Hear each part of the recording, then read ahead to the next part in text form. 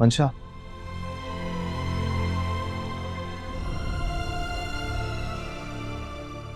कैसी हो? मैं बिल्कुल भी पहली जैसी नहीं हूँ।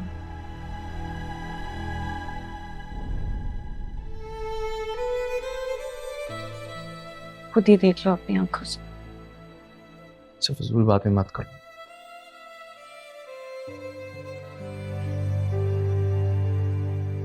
मुझे बता, तबीयत कैसी है? तुम्हें डॉक्टर के पास ले चलो।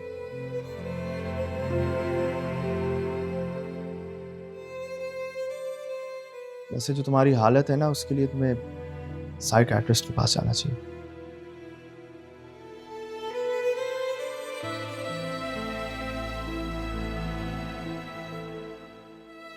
कहती है तो तुम्हें ले चलता हूँ। तुम्हें हक है।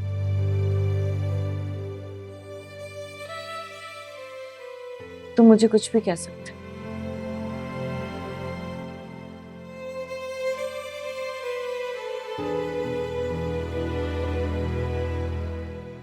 मेरे साथ जो कुछ हुआ है उसकी जिम्मेदार मैं खुद।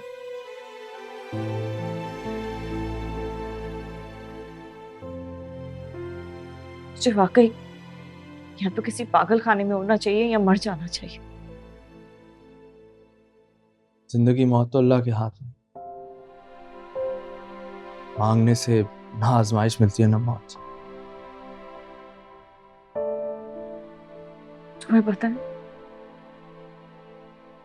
मैंने अपनी इतनी सी जिंदगी में इतना सब कुछ देख लिया है जो तुम अपनी जिंदगी में देखने का तसव्वुर भी नहीं कर सकते।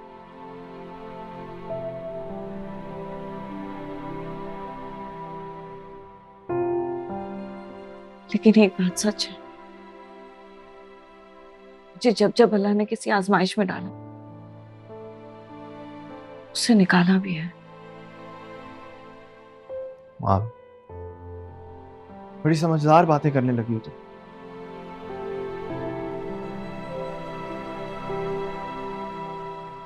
ये वो समझदारी की बातें हैं जो तुम मुझे सिखाया करते थे, पर मैं हमेशा अनसुनी कर देती थी।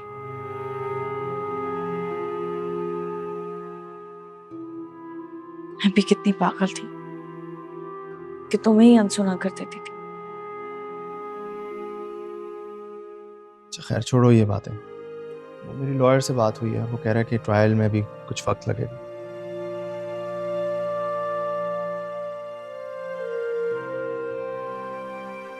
तो ये शुक्र करो कि तुम्हारे सामने उनकी असलियत यहीं पे आ गई।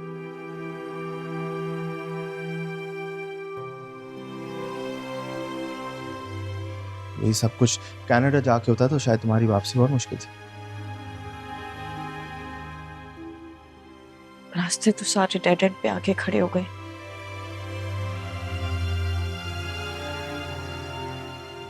सब मुझसे नाराज है। ये तकलीफ हर तकलीफ से बढ़कर है। समझ नहीं आती ये तकलीफ कम कैसे होगी। वक्त लगेगा।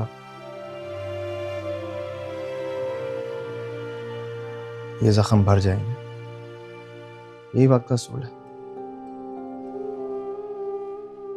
मैंने यहाँ आकर सबको बहुत बड़ी मुश्किल में डाल दिया।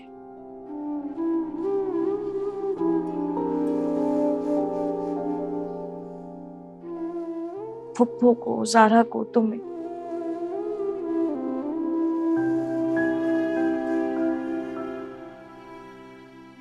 तुम्हारा गुस्सा भी हमदर्दी में बदल गया।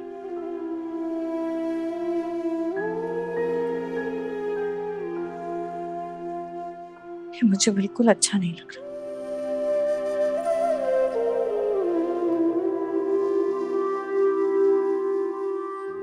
तरस आ रहा है ना तुम्हें मुझ पर? नहीं मंशा, तुम्हारे साथ कुछ ऐसा नहीं हुआ कि मुझे तुम पे तरस आए। ये तो मेरे साथ भी हो सकता था। तो ऐसी कोई बात नहीं। हमजा, तुम अभी तक यहाँ क्या कर रहे हो? तुम तो दफ्तर नहीं जा रहे थे, लेट नहीं होगा तुम? जी वो जा रहा हूँ। तुम्हारी सास आई हुई है, उससे भी मिले हो कि नहीं?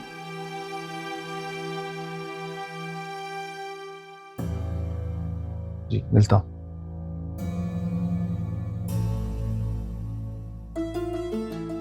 खुदा हाफिज।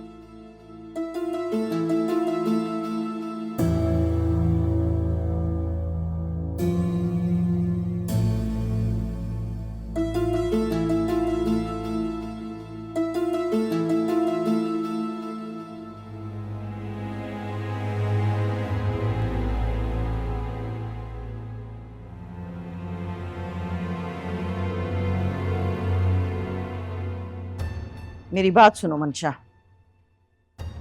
ये रोती शक्ल बनाकर अफसोस करने से ना तो तुम्हारे माँ बाप वापस आएंगे,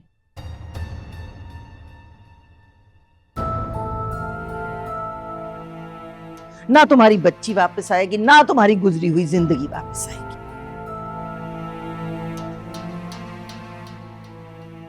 जिसके लिए तुमने सारी दुनिया से झगड़ा मोल ले लिया था। अब अफसोस करना ही तो मेरे इख्तियार में है, और तो कुछ भी नहीं है।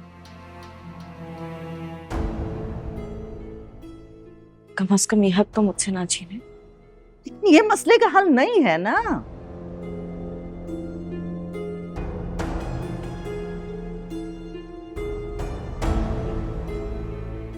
मैं भी किसे समझा रही हूँ, मसला तो ये है कि तुम्हें कुछ समझाने से तुम्हारी समझ में कोई बात आती ही नहीं है ना। पप्पू, आपने अभी तक मुझे माफ नहीं किया ना किसी भी बात के लिए। क्या आप मुझे माफ नहीं कर सकती मेरी हर गलती के लिए, प्लीज? भाई, मेरे सामने बार बार हाथ जोड़ने की जरूरत नहीं है। मेरे सामने हाथ जोड़ने से कुछ नहीं होगा। तो फिर कैसे होगा? मुझे बताए ना, मुझे कैसे सुकून आएगा? अगर तुम्हारे माँ बाप तुम्हें माफ कर देंगे ना, तो तुम्हारे दिल का बोझ हल्का हो सकता है, क्योंकि दुख तो सारी जिंदगी उन्होंने झेले हैं ना, रुसवाई तो उनकी हुई।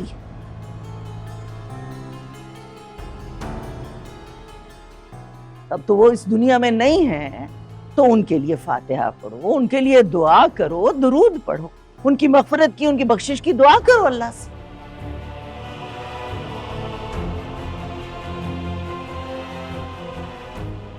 अल्लाह बड़ा मेहरबान है मंशा।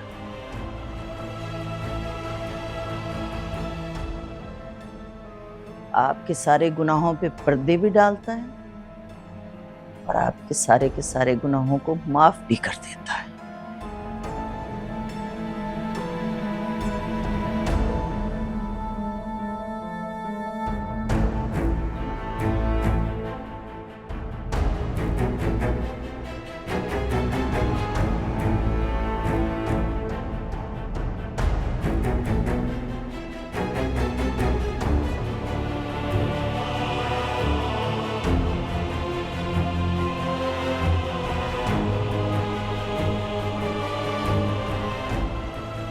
मैंने ये घर बेच दिया। मुझे पैसों की जरूरत थी वीजा के लिए, कनाडा का वीजा लगवाना था। मेरा वर्क वीजा लग रहा है। पिछले कुछ दिनों से इसी काम में बिजी थी मैं। परवा का कजन है, उसने सब कुछ करवाया है। नेक्स्ट वीक तक सब कुछ कंफर्म हो जाएगा। प्लीज मुझे रोकने की कोशिश मत कीजिएगा, मैं नहीं रुकने वाली। अब बस दिल भर गया है मेरा यहाँ से। मुझे बस ये कहना था कि आप ज़ारा के साथ रहने में खुश रहते हैं तो उसके पास चले जाएं, क्योंकि 1-2 दिन में घर खाली करना है। मैं तो वैसे भी वापस नहीं आऊंगी, मेरा कोई इरादा नहीं है। तो आप बस पैकिंग कर लें अपनी, ताकि आप ज़ारा के घर शिफ्ट हो जाएं और घर खाली हो जाए।